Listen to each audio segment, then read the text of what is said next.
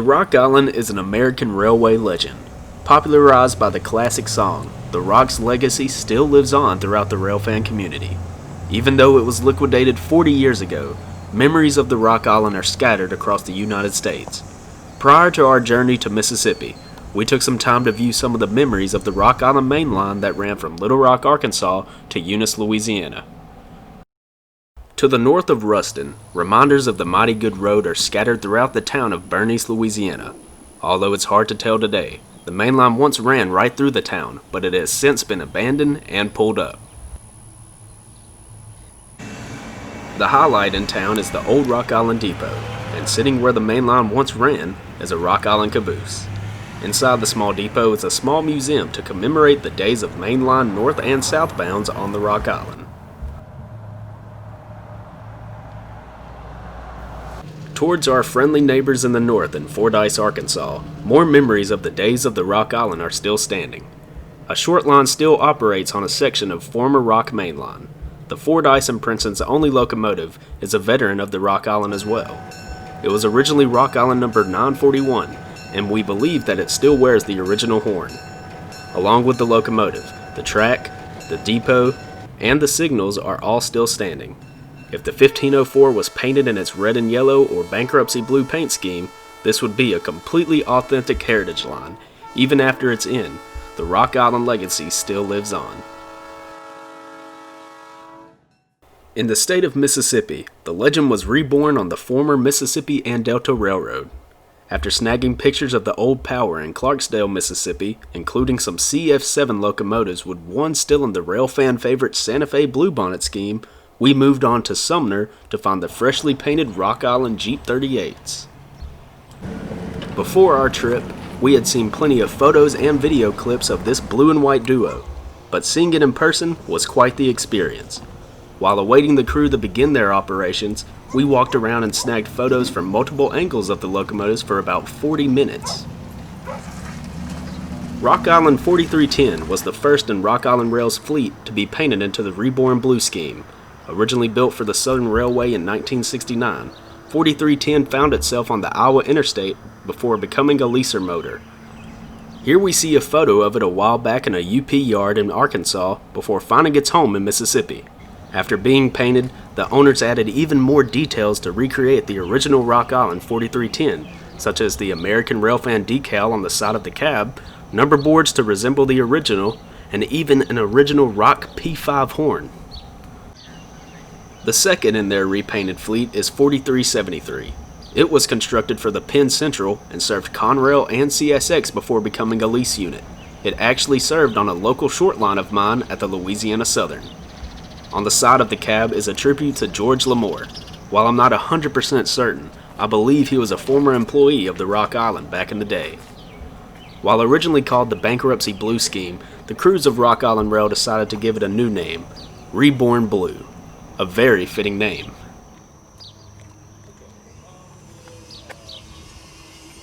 At 9 a.m. on the dot, today's crew stepped out of the office and prepared and cranked up the pair of Jeeps. After starting up, the day's switching operations could begin. Unfortunately, while we were there, the Jeeps wouldn't lead a train to the CN interchange, but we would get plenty of footage of their switching operations in Sumner and Webb.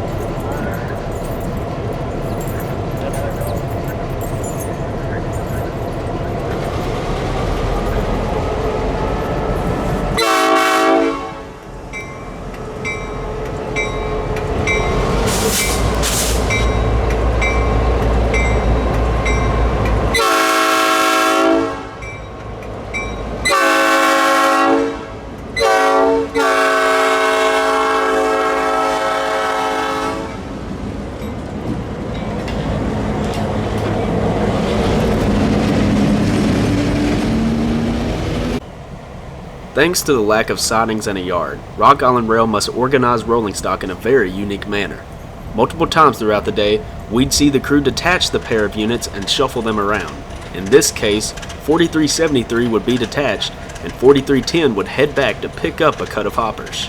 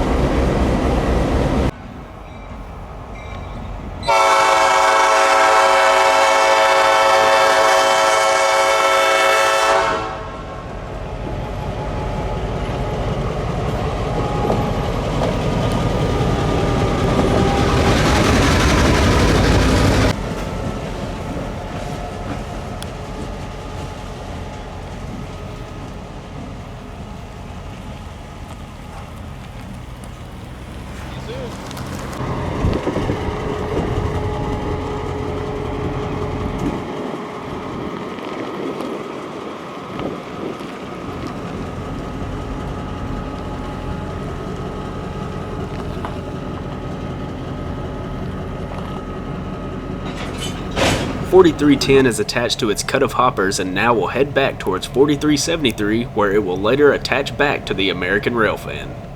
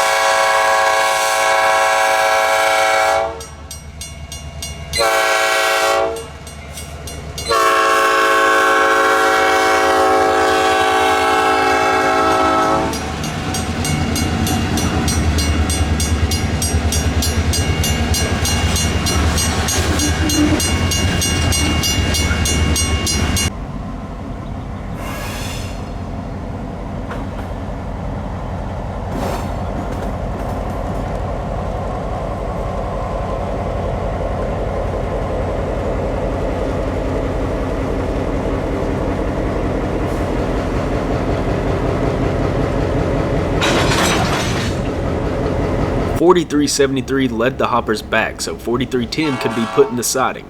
Then it reversed back so the pair could reunite. It's not every day you see a pair of locomotives, let alone Rock Island ones, couple nose to nose.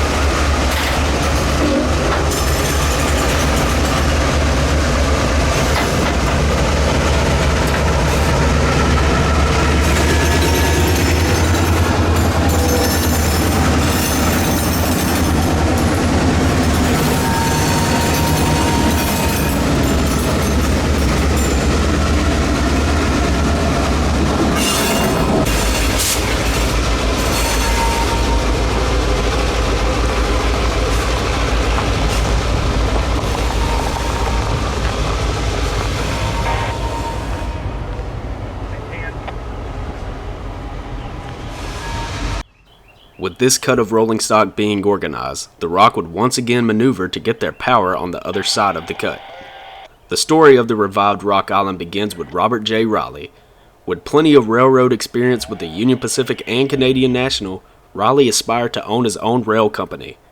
He was doing some research on historic rail companies when he learned that the naming rights of the original rock were never purchased after its liquidation. In 2017, Raleigh became the CEO of the Reborn Rock Island. Since then, he has not only brought back the mighty good road, but also the spirit of it. With capabilities to store 2,100 rail cars, the rock also hauls large amounts of scrap, grains, cotton, and other farming commodities. The Rock Island also has big plans for the future.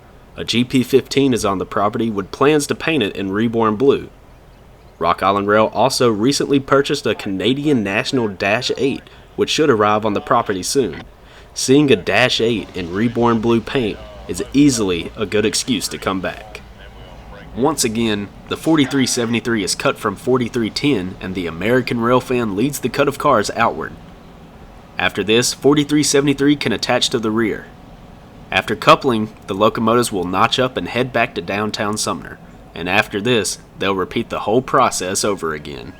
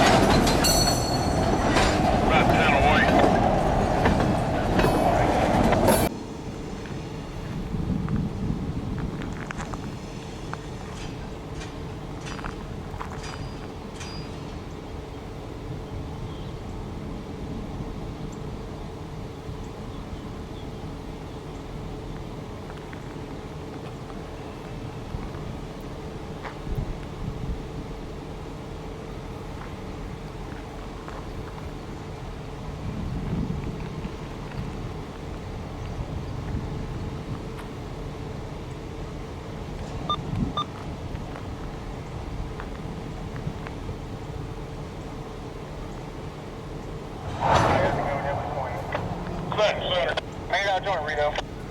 Alright, made the joint. Alright, I'm finna cut away.